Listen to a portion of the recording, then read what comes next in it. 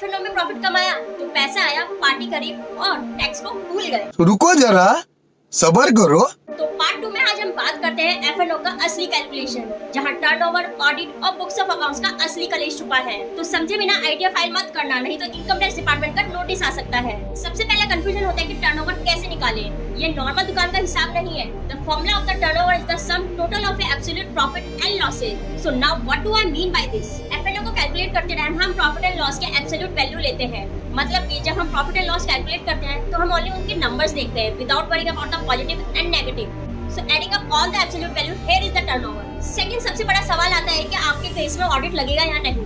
नहीं लगेगा अगर आपके टर्नओवर 10 करोड़ से कम हो और 95% ट्रांजैक्शन डिजिटल कर रखी हो और आपने प्रेजेंट डे इनकम के सारे नॉर्म्स फॉलो कर रखे हो। लेकिन अगर आपका लॉस हुआ है और आपकी इनकम काफी कम है बट आपका जो टर्नओवर है वो काफी ज्यादा हो गया है, तो इस केस में ऑडिट कंपलसरी है। तो सेफ रहना है तो reach out to me. Third आता है बुक्स ऑफ अकाउंट, जिसे इग्नोर नहीं करना चाहिए।